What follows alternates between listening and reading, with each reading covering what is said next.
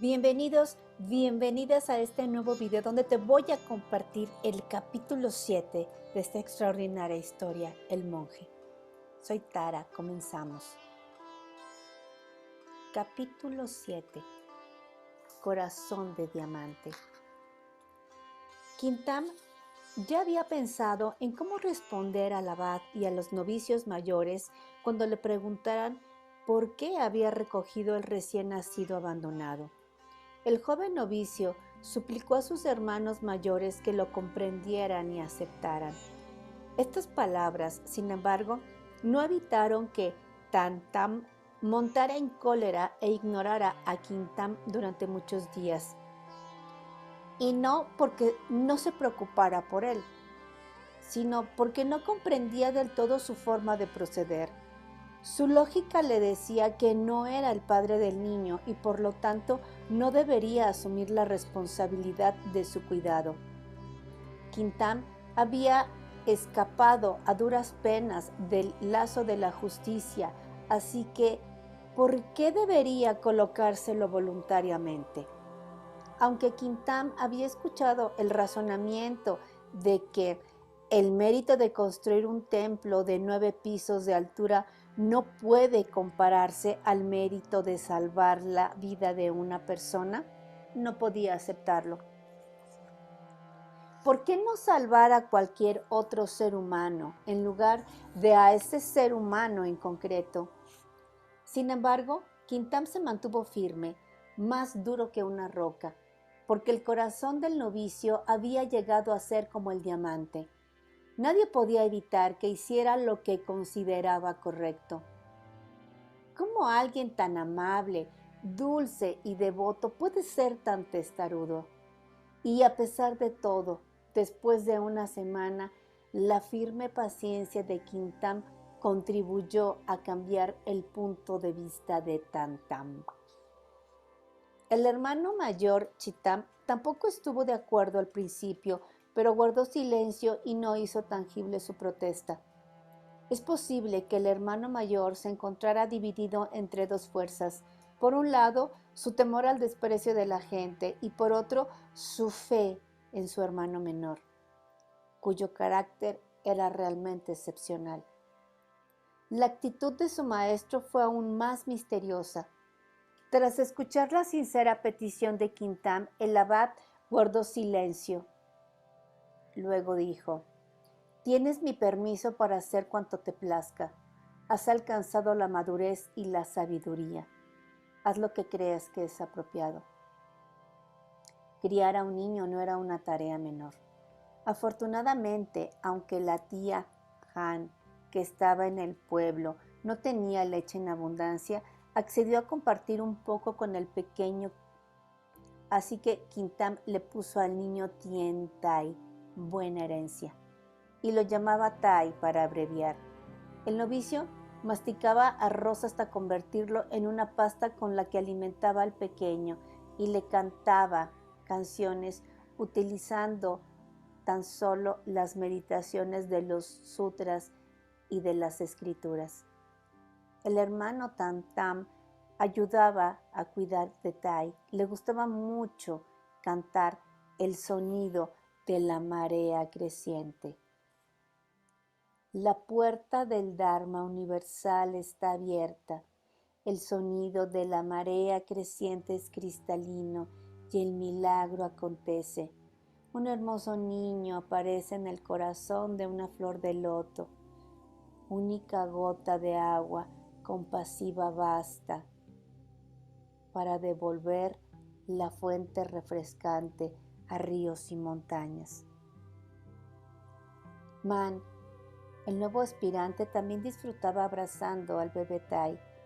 A menudo Man corría hacia la choza de paja y pedía permiso para sostener al bebé o al menos sentarse a su lado y verlo dormir. Con la presencia del pequeño Tai, la vida en el templo se hizo más animada. Quintam cuidó a Tien Tai con amor y el trabajo de criar a un niño se convirtió en una práctica de meditación en sí mismo. Desde el día que Quintam se hizo cargo del bebé, El hermano mayor Tam Tam se encargó de la tarea de hacer sonar la campana cada tarde, tal como había pedido Quintam. Era muy difícil hacerla repicar mientras se sostenía al niño con un brazo. Además, su sonido era demasiado fuerte y a veces asustaba al pequeño, que rompía a llorar. Cuando Quintam echaba de menos tocar la campana, su hermano mayor se sentaba con el bebé mientras el novicio iba al campanario y recitaba los gatas o versos sagrados. Man también pedía permiso para quedarse con el pequeño Tai mientras Quintam cumplía estas tareas. A todos les gustaba escuchar el recitado de Quintam. No poder hacerlo los dejaba con una sensación de carencia. Muy diestro en el arte de coser y zurcir, el novicio hizo un diminuto hábito de monje para el pequeño Tai, utilizando sencillos tejidos de color dorado. Cuando el pequeño tuvo 2 años de edad, le enseñaron a llamar al novicio Padre Maestro. A medida que Tien Tai crecía, extrañamente no se parecía nada a Mao. Su rostro empezó a asemejarse al de su padre maestro. Ello hizo que la conducta del novicio Quintam fuera más sospechosa. Nadie podía imaginar la posibilidad de que las semillas de la virtud y la práctica diligente de Quintam, sembradas y cultivadas en Tien Tai, pudiera manifestarse más visiblemente en el rostro del niño que las semillas hereditarias transmitidas por los padres biológicos. El novicio Chitam, ahora plenamente ordenado y llamado Tai Chitam o venerable Chitam, era considerado el discípulo de más antigüedad y años de práctica en el templo y un monje muy aplicado. Sin embargo, incluso él tenía que admitir que su diligencia en la práctica palidecía si se comparaba con la del joven novicio Quintam. En verdad, éste había puesto todas sus energías en la práctica de meditación. Todas las tardes Quintam practicaba la meditación sentado hasta la medianoche. Cada vez que Chitam echaba un vistazo al bosque de pinos frente a las puertas del templo, veía la luz de una lámpara de queroseno brillando en el interior de la choza de paja de Quintam. El joven novicio participaba en todas las actividades del templo y solo se ausentaba cuando estaba enfermo.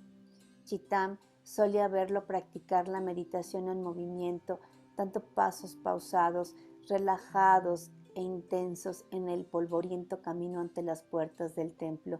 A veces Tai Chitam se avergonzaba por no esforzarse tanto en la práctica y estudio como su hermano menor. El novicio Quintam consideraba al pequeño Tai como un objeto fundamental para una meditación más profunda. Tien Tai era hijo de Mao, sí, pero también hijo de Quintam.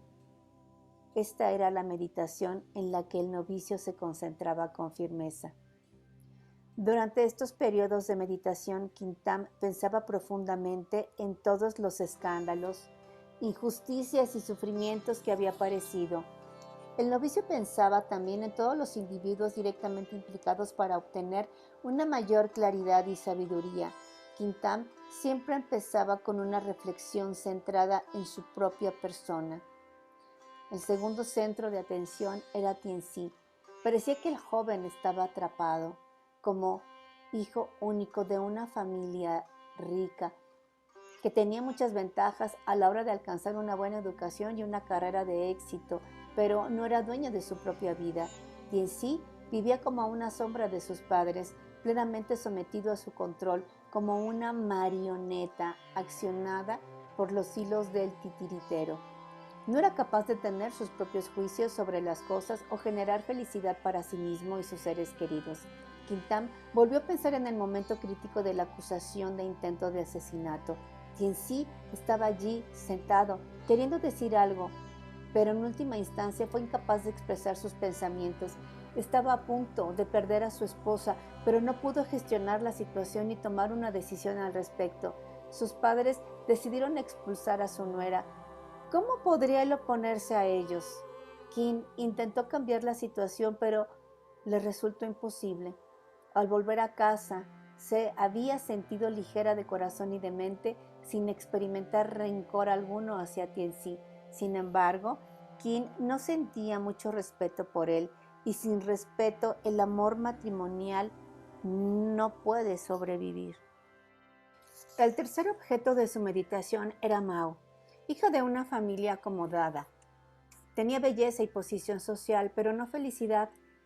Aunque había tenido muchos pretendientes, nunca había sido verdaderamente amada. Ni siquiera el joven con el que Mao se había acostado había gozado de su amor o respeto. El novicio no necesitaba saber quién era ese hombre. Lo que sabía con certeza era que Mao no lo amaba. Mao y aquel hombre simplemente habían sido víctimas de los encendidos fuegos de la pasión. Mao se había enamorado, pero fatalmente, pues ese amor tuvo que hacer frente a dos obstáculos mayúsculos. El primero era que la persona amada había tomado los votos monásticos. El segundo era que la persona amada era una joven disfrazada. Además, Mao no sabía practicar de acuerdo con las enseñanzas de Buda, como las 5 instrucciones de atención plena, que son preceptos budistas. Nadie había ayudado a Mao a comprender que cuerpo y mente son como profundos océanos que contienen obscuros y ocultos remolinos y monstruos marinos que pueden hacer zozobrar el bote de nuestra vida en segundos. Cuando uno se siente abatido, solo e impotente debido a un amor imposible, la riqueza o la belleza no tienen un verdadero valor. La cuestión es cómo crear una felicidad real. Tanto Quintam como Mao corrían peligro de ahogarse en el océano del sufrimiento y la ignorancia si Quintam no hubiera practicado intensamente. El novicio no habría podido escapar de ese océano. Mao había esperado atrapar a Quintam en un presunto encuentro amoroso. La joven aún confiaba en la fuerza de su influencia, su poder y su posición en la sociedad. Pero Quintam había desafiado todo eso. El orgullo y la vanidad de Mao habían quedado completamente demolidos. Podría decirse que ella era quien más sufría. ¿Qué le quedaba para ser feliz en la vida? ¿Acaso el único camino aún disponible para ella era el camino de la práctica? La cuarta persona era el padre biológico de Tiantai. Si era rico o pobre, joven o viejo, de clase alta o baja, conocido o desconocido, si aún vivía en el pueblo o se había marchado a otro lugar, todo eso carecía de importancia para el novicio. Quintam solo veía que el hombre también sufría intensamente. Había sufrido porque Mao no lo reconoció, aun cuando permitió que intimaran físicamente. Si Mao lo hubiera amado, habría comunicado su nombre al Consejo del Pueblo a fin de concertar su matrimonio. La verdad es que Mao no lo amaba y temía incluso pronunciar su nombre. Evidentemente, él también estaba aterrado y no se atrevía a mostrarse o reconocer públicamente a su hijo. Tal vez ni siquiera sabía que tenía un hijo. No se habría visto atrapado en esa red y forzado a ocultarse si Mao no hubiera estado obsesionada, desesperada e infeliz. El hombre también había sido víctima del miedo y la ignorancia. ¿Escaparía alguna vez de ese dilema? De los 4, solo Quintam fue capaz de vislumbrar el camino de salida y practicar para no dejarse superar por las graves injusticias que habían acontecido. Observando a su alrededor, el novicio descubrió que otros muchos jóvenes también estaban atrapados en situaciones en las que el sufrimiento era similar al de estos 4 seres. ¿Cuántos de ellos habrían encontrado, como era su caso, un camino para escapar del sufrimiento y ser realmente libres? El corazón y la mente de Quintam se sentían ligeros y libres gracias a la práctica de la observación profunda que invocaba las energías de la bondad y la compasión interiores, como agua fresca que brotara de lo más profundo de la tierra. Al observar a los otros 3, Tianzi, Mao y el padre de Tiantai, el novicio percibía que todos habían sufrido, Cada uno de ellos luchaba por conducir el bote de su vida a través de los turbulentos mares de la ignorancia y de los deseos, sometidos a veces y a veces sepultados por el embate de las olas. Inundado de compasión, el corazón del novicio estaba libre de odio, dolor y resentimiento. Quintam sabía que necesitaría más práctica para que un día le fuera posible ayudarlos a los tres y también a otros, para que hallaran su propia comprensión y se liberaran del sufrimiento. El joven novicio pensó, qué desolador es ver la manera en que los jóvenes continúan hundiéndose en esos senderos dolorosos. Mi padre, mi madre, mi maestro, mis hermanos mayores, incluso el pequeño Tiantai, también han sido víctimas y han tenido que padecer algunas de las consecuencias, aunque ninguno de ellos ha sido responsable en modo alguno de ese sufrimiento y de estas maldades. Si te ha gustado esta historia, déjamelo saber. No olvides darle like al video y suscribirte a mi canal si aún no lo haces, dándole clic a la campanita para recibir las notificaciones de todo el material poderoso que estoy compartiendo. Esta historia continuará. Soy Tara. Namaste.